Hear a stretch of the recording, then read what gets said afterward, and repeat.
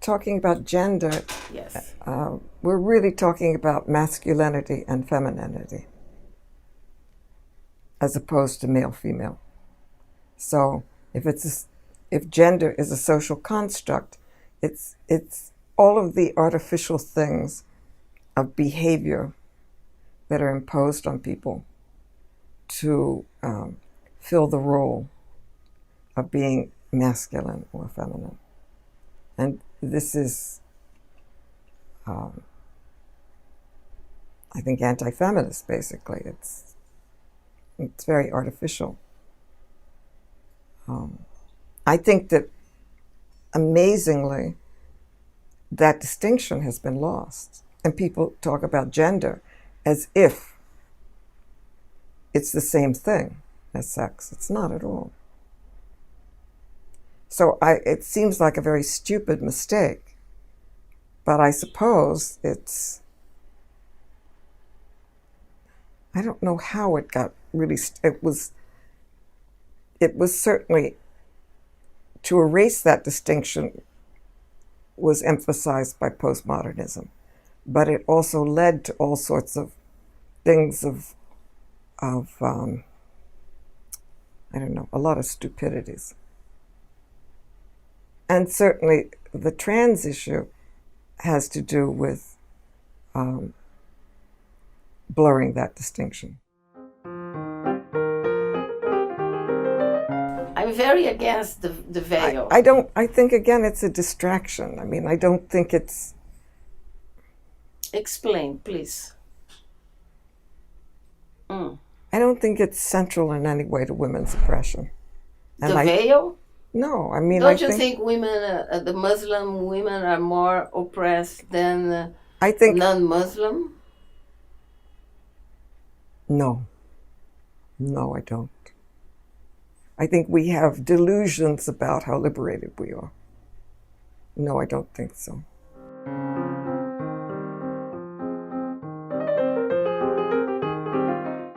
Well, again, we were talking yesterday about the goals.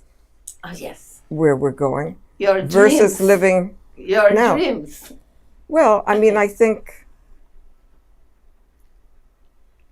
remember there was a time in New York where women felt that they should be able to wear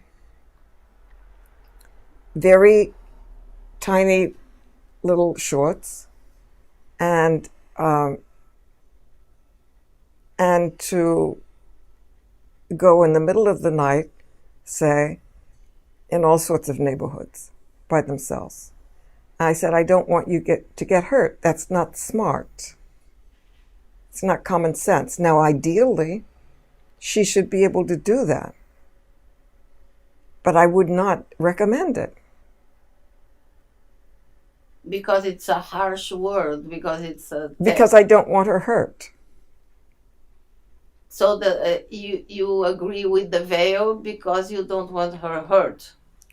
It's not that I agree with the veil. It's that to make a law preventing her is to attack the woman. This is crazy. This is crazy. Leave her alone. In order to fight little skirmishes all over, we stopped thinking about where we wanted to go, and that's bad. That's a kind of despair, and it's a kind of triumph for the other side. Who is the other side? The other side is how things are now, and those who benefit, and there are many people who benefit. And it's certainly the whole structures we have.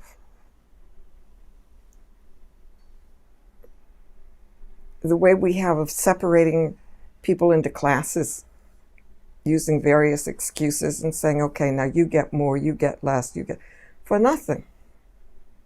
I mean, one of the things we have, when you think if you're going to liberate women, half the population, you can't use our economy. So ultimately, you're going to have an equal distribution of goods, of resources. And that's not about money, that's about material goods, the things everybody needs. I mean, really needs, not imaginary needs. and there's not going to be much left over. So you're not going to have your hierarchy, because that's based on property, of possessions and power. So there's no way, unfortunately, that we can get at the problem of women unless we deal with that also. But you said that the primary class distinction is between the sexes. Yes. Well, that was the first. The first. That was the first. And that's where the values were set. That this is a good thing, that there's one class that dominates, and there's one that submits and has to go along with the dominant. And that this is good for both. And really, it's good for neither in the end. But everyone simply wants to get through life and cooperate and adjust and adapt. And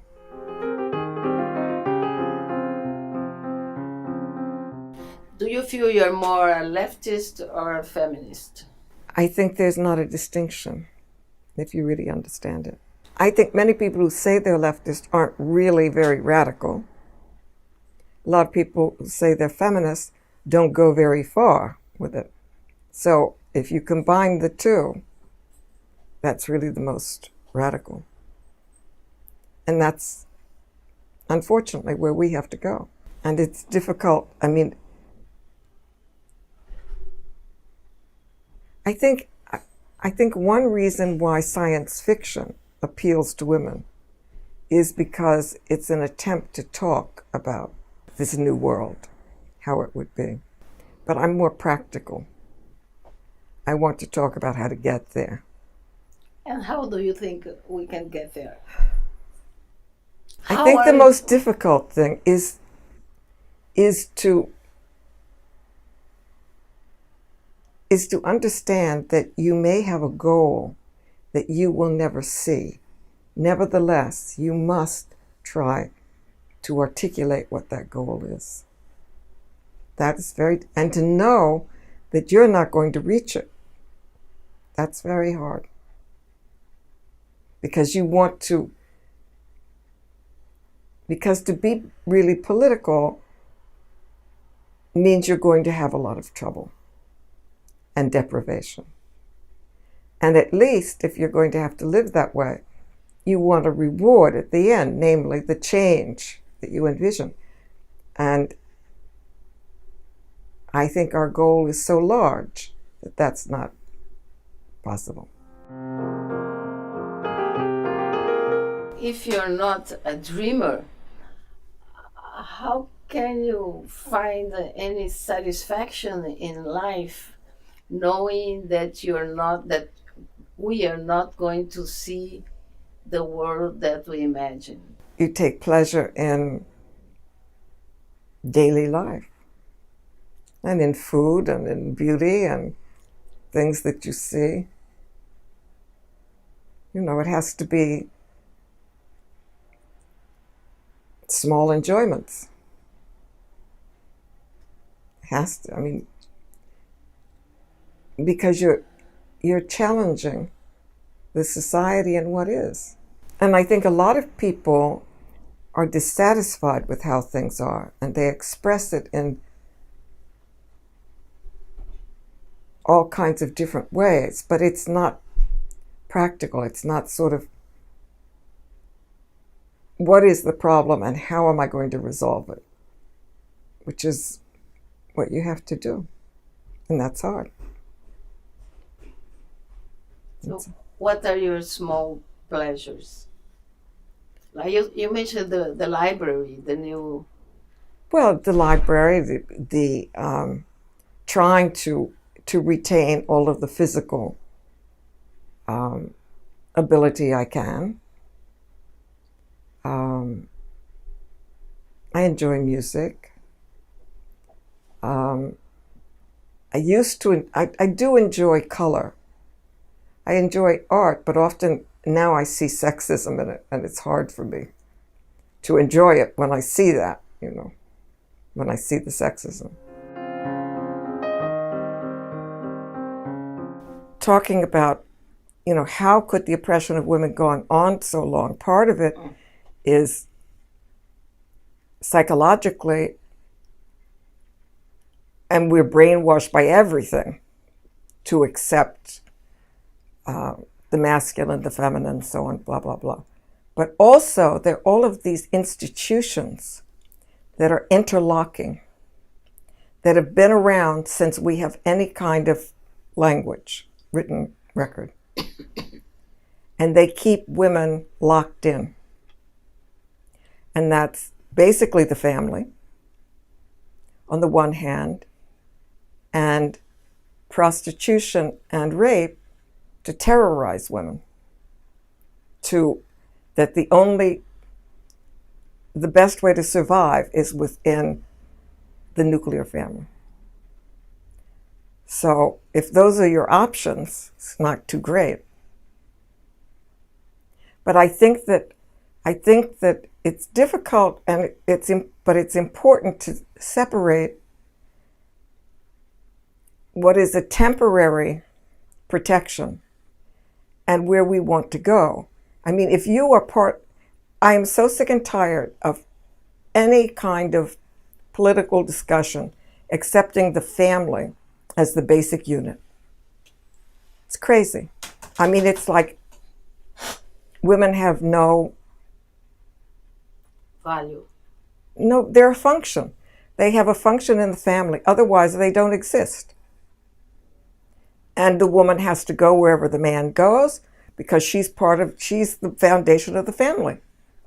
Well, there are other arrangements that could be made.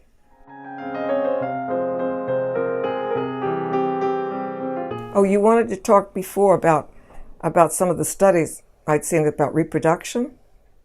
Yes. They have known since 1963 at Johns Hopkins, they were doing research then on test tube babies.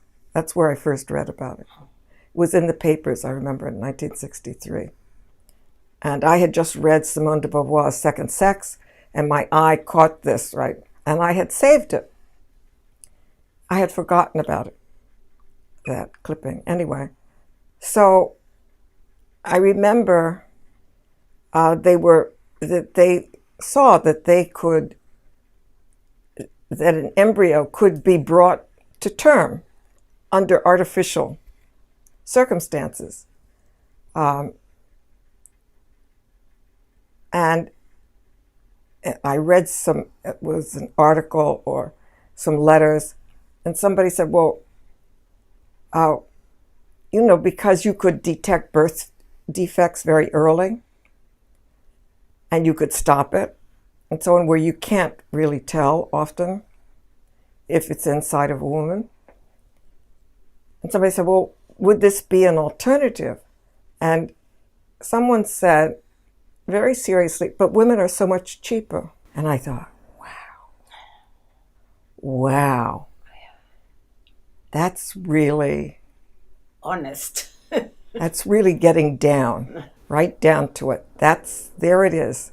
Women are cheaper, and you could use them for other things too. Washing the dishes. Yes, exactly. Exactly. Whatever garbage you have around.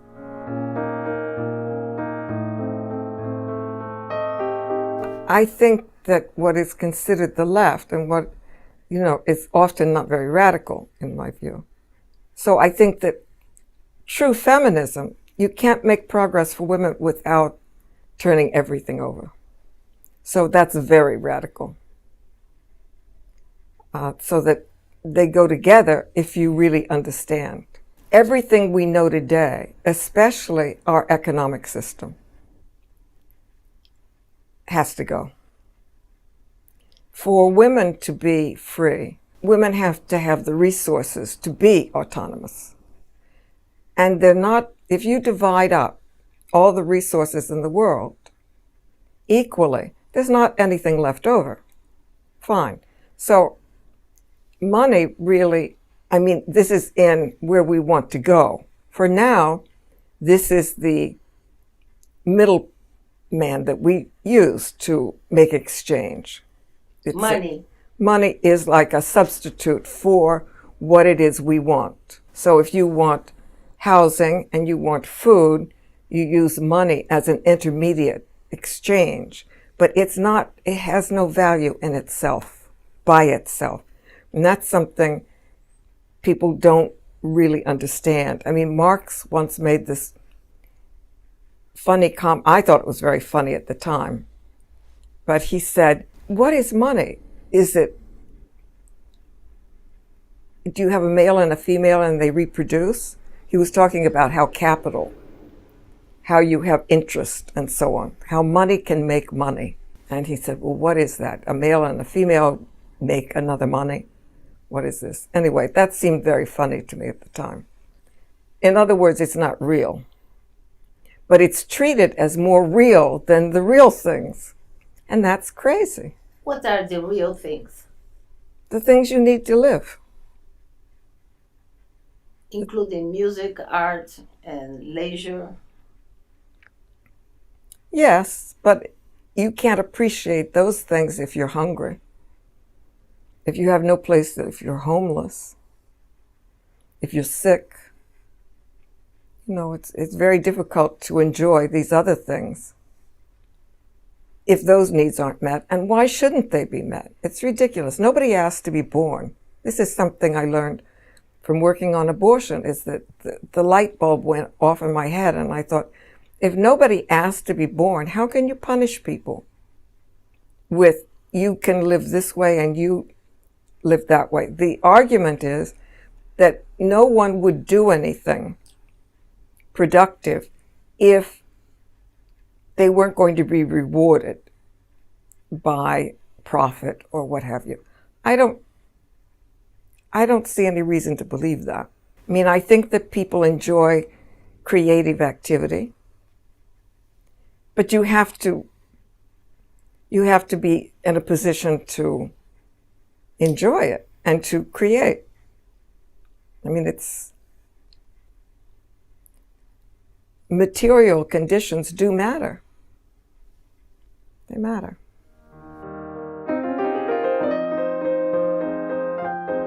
At a certain point, you don't care about anything else. I don't. So that I'm disappointed with how things turned out, although I shouldn't be, because I was aware of the history of the first women's movement. But still, I've thought a lot about what it was that I observed that may have contributed to our not achieving more. And I think part of it is hesitating to say what you really think. And at a certain point or age, you don't care. I mean, you care for the truth as you see it, and you care about saying what you think. And nothing else matters enough not to say it. I wrote a brief, after Martin Luther King was killed, I had written another speech for that event that I was going to, and I thought, no, I really have to tell the truth. And I wrote that piece, Vaginal Orgasm as a Mass Hysterical Survival Response. Yes. And people were so shocked. It was a very liberal group, and they were just in shock. And I felt, you know, at that time, women were convinced that we all were having vaginal orgasms.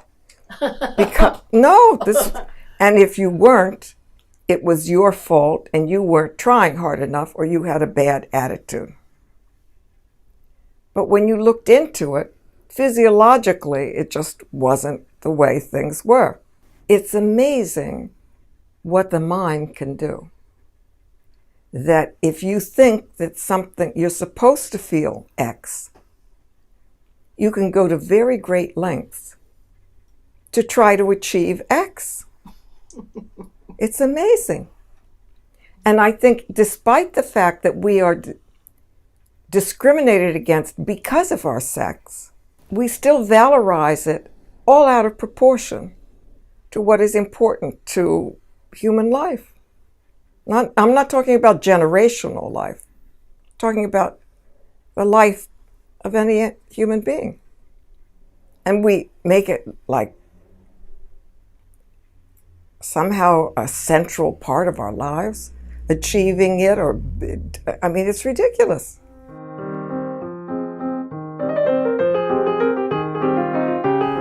Oh, this is a message to Yara? Yes. Okay.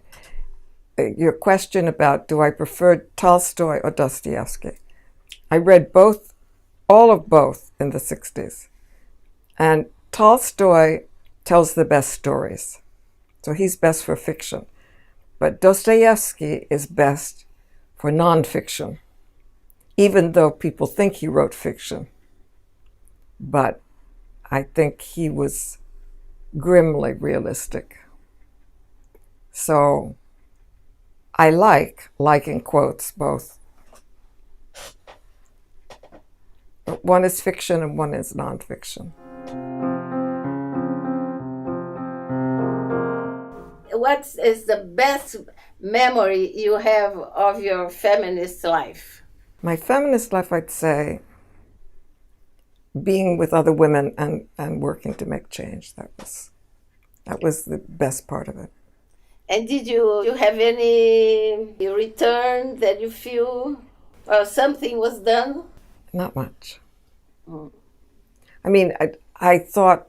Not on your part, I mean on feminism. Well, abortion, I thought was important for women to get control of their bodies, some. Religion it's an escape. Any religion, it's a way to deal with what you can't explain, and to give up, and to go backwards. It's always reactionary. Always, all religions. It's the absolute submission, and it's always destructive. And yet we think, as an escape, that it's a good, but it isn't. It's delusion with a vengeance. Delusion with a vengeance? Yes. Has a kicker, especially for women. Especially for women. I think Hegel does a good job of it he calls a section of the phenomenology the unhappy consciousness. Religion. And the self-deception involved. That you're going to get your reward later in heaven as the essence. First of all, it's been a big subject in the media in U.S. I don't think most people in the U.S. are that involved in it, except that they worry that it is driving wages down, which it is. But the media keeps harping on it. Well, that alone, with the images, makes me suspicious. What's going on? And I think what's going on is that the employers want to bring in cheap labor. And that's what it's about. And so they say that the reason is that they have such big hearts. What bullshit. What bullshit. So, I started to look at different data from the United Nations about migration. Because at first, I just was suspicious. I didn't know what to think. But when I looked, I saw that the United States takes in 20% of the world's immigrants, which is huge because we have less than 5% of the world's population. So what's going on here? And they're from all over the world. And we normally take maybe 2 million a year. That's fine. That's fine. But to say that we should just take 10 million or 20 million, this is crazy. We have limited resources.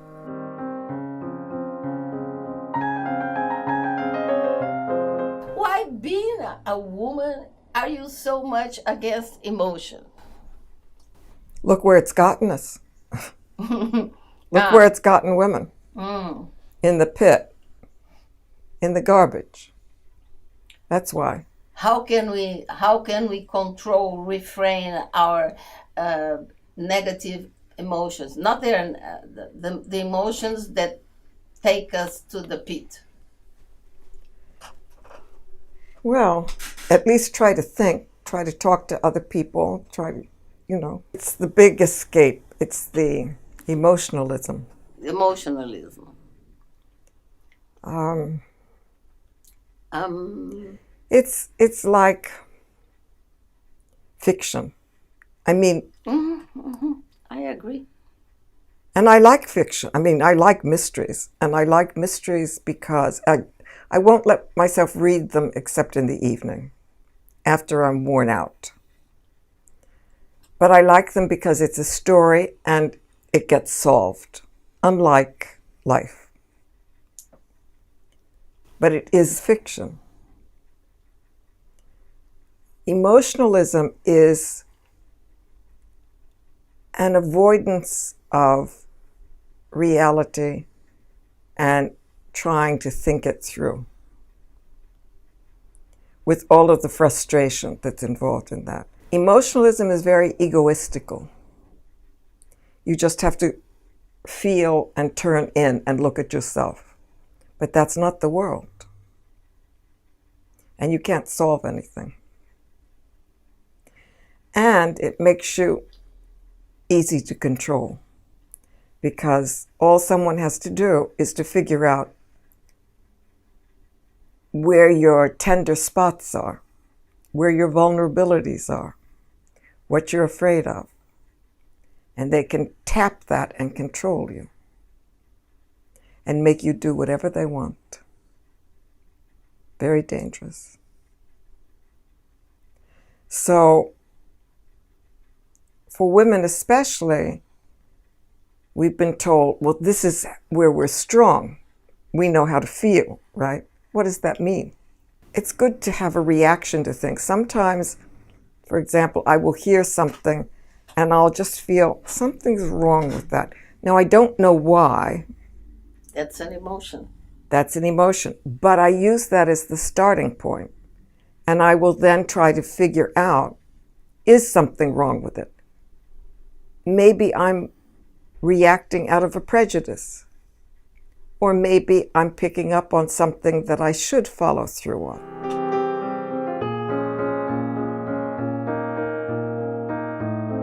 What place love takes in emotionally? Because of course you didn't fell in love with your husband, but you fell in love with your mafia boy. No, not mafia boy. I'm sorry. You don't. I got involved with the League because of a case came to me of an Italian-American woman who cleaned the big office buildings at night. And she was challenging her union and the company because they were stealing from all of the cleaning women, many of whom were undocumented immigrants. She was not. And so this foundation I was involved in, Human Rights for Women, took her case.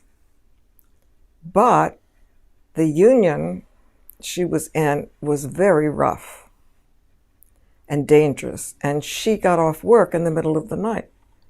And I was out of town, and I couldn't find any women who would protect her.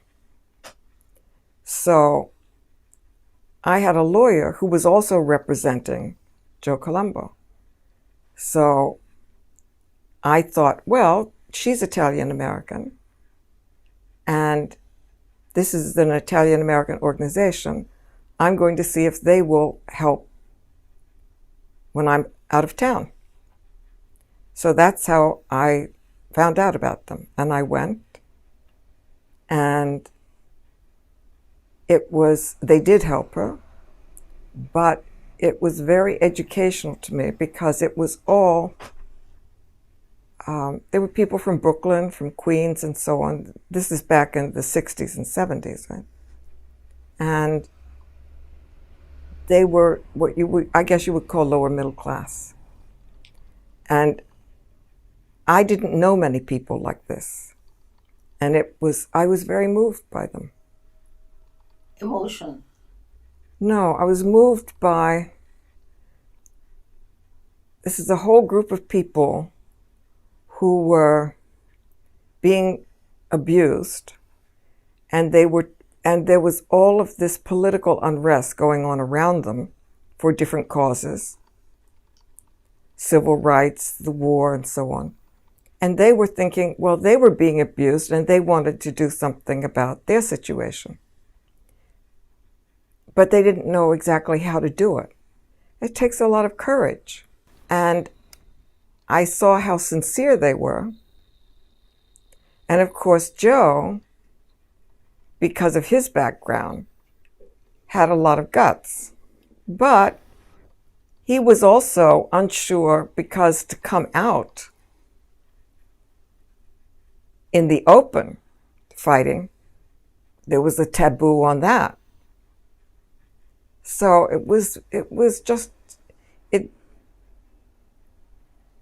it showed me how much more complicated things were than I had thought, and how I lived in a cocoon. I lived in what they call a silo. Bubble. Yeah, a bubble, exactly. And I didn't know I lived in a bubble. That's even worse, because there can be bubbles all over, you know. So that got me, it caused, I became left through that. And I was very moved by his courage, which was similar to the courage I had, in the sense of daring to do things and think things differently, no matter what. And then he got shot. But he died, or? He lived for 7 years. 3 bullets in the head. It was tough, but... Why he was shot? The government had some role in it, we know that. But it was never really solved. It was never solved. But I thought a lot of things affected me. Among other things, the people around him, his friends, I saw how loyal they were. And I saw how what we call the left in this country lacks courage. We're playing a game for the most part. And unless you see people who aren't playing a game, you don't realize it. But just like the attitude of the people around Joe, if they had a government informant around them, they would deal with it. But in the left, there were government informants that set people up all the time. It wouldn't occur to anybody to kill them, to do anything about them. They'd let their friends go down. So it's playing.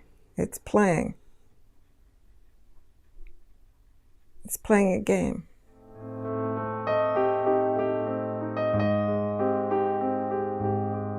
I think in South America, from what I've read, groups there, resistance groups, have come up against some serious situations and have had to make choices. I think more so than here. I mean, we had the Weather Underground, and there were some black groups, like the Black Liberation Army. Very few. There were big movements, but only a few people who really resisted. What does that mean? That everybody else is not serious? I suppose so. And if that's true, there's no hope.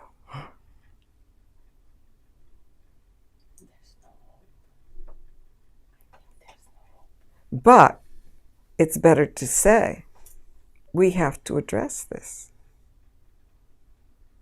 We have to ask ourselves.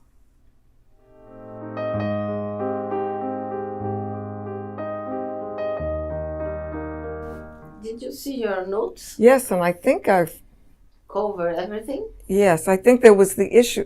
I think with gender, we touched on Talk the again trans, about sex and gender. Sex and gender. What's the difference between sex and gender? There's a big, big difference. Sex is a biological category, and it's not that big a deal. Gender is a very big deal because it's all of the masculine and feminine stereotypes that society imposes in order to create a difference where there isn't. It's really to divide the human race into classes. That's the point. Gender is what divides the human place. Yes, it's the bifurcation of the human race. You just keep bifurcating it, keep dividing it, and then you divide it on race, then you divide it on this, then you divide it on that, and you end up with a pyramid and a hierarchy. Then you say the people at the top deserve more reward than the people at the bottom. Case closed. Now that is stupid. If that proves how intelligent the human species is, we're in big trouble. And who is at the bottom? Women. Women. A few women might get out of that situation by marrying or by their own efforts. But as long as you have that hierarchy, it's going to push other people down. And in the end, as long as you haven't challenged that system, you haven't really made the gains we have to make. And that means women as a whole lose. And you have to remember, women as a class is not the same thing as a few women. Even though as individuals you might be very sympathetic to a woman, and I've known many who were rebelling against their discrimination, and who worked very hard, who simply said, when I said, well, now, what about other women? They'd say, well, some women just don't want to work or do this or that. And I think for sure we don't all want the same things, but every individual wants something. And they want to be able to choose. And they want to be able to pursue that. And to have a life that's their own. So if I want that, how can I not assume that everybody else does too, in some form? In some form. But I think it's scary, because if you say everybody wants that, then you're challenging everything. And that's what, I don't think women have a choice. Really. We have to challenge everything.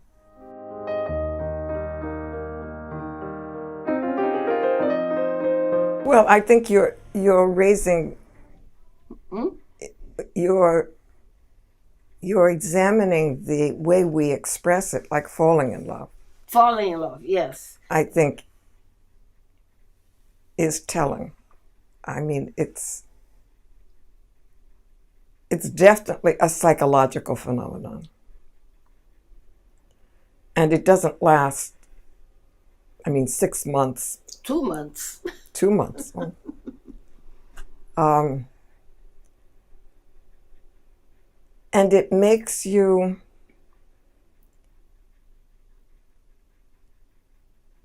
one thing, it gives men energy, and it makes women feel more passive, which is interesting. I don't know what it means.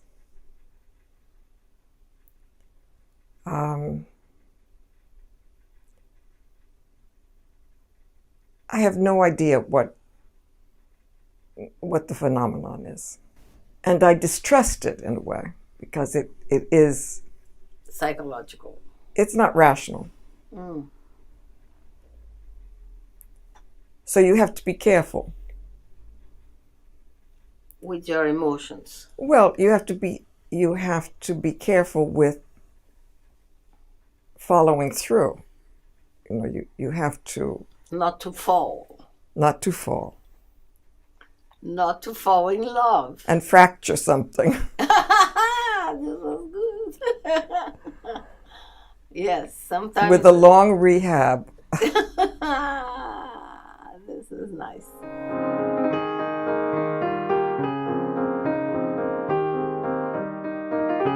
What it is to be a good person. Oh wow. But don't you prove who you are by how you deal with those closest to you? There was a woman, Marie Tolstoy, who taught me Russian. Mm-hmm. And she was like an immigrant in New York and so. But and I don't know what her politics were, but she moved me. She was what they call in New York sometimes a mensch. What is a mensch? A mensch, it's a Jewish expression, German, and it means a real human being who probably had hardship in her life and who still maintained a certain something.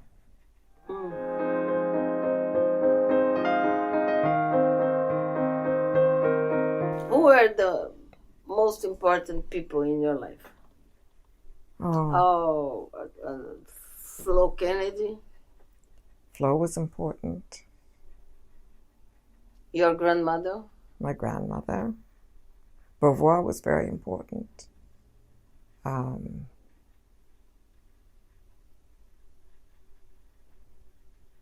Different people. I have good memories. Some people sort of more mixed memories, but you sometimes wonder, am I being fair? The women I worked with that I may have disagreed with politically, but whom I have very good feelings about because they were sincere. They were open. They were direct. Even though I know women have learned to survive by being hypocritical, I don't like it. So if someone has been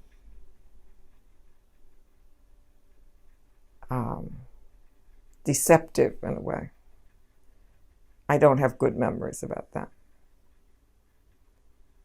But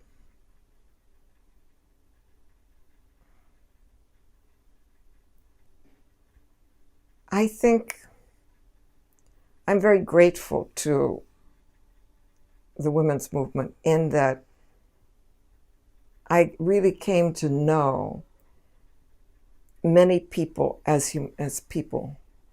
They happened to be women, but they were different people. And I think that since I distrust emotion, I wasn't always that necessarily warm. But I appreciated them, even when I disagreed.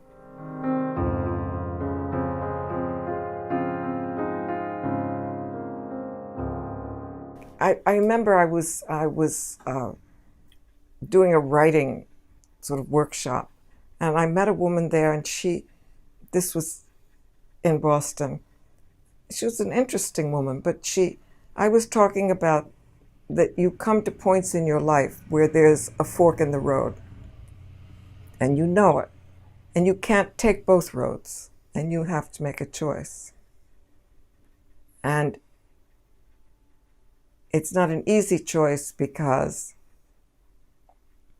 there are some advantages to one road and some advantages to the other. And she said to me later, she said, she was in her 50s, she said she had never been aware that she had come to a fork in the road. And I was dumbfounded because I've come to many forks in the road. So I still puzzle about that. And I said, well, how could... And I think that she lived in a closed community where alternatives were just not obvious. So in a way, when I say easier, that's what I mean by easier. Without having to face... Without being aware that there are any forks in the road. Oh. Or complications, complexities. Is it easier or is it to be dead? Well, she wasn't dead by any means, but I've wondered about that. How could you live a life where you weren't aware, painfully aware of having to make a choice? And do you believe you're satisfied with all the choices you made? I mean, you made the good choices. The result was satisfying. They were the choices I thought I could live with best.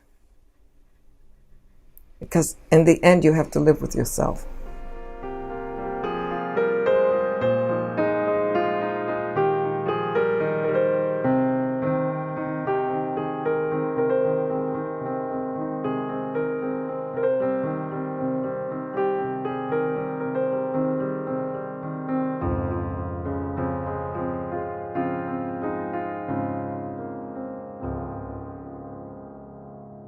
Are you finished? Yes, that's good. That's a good... That's good.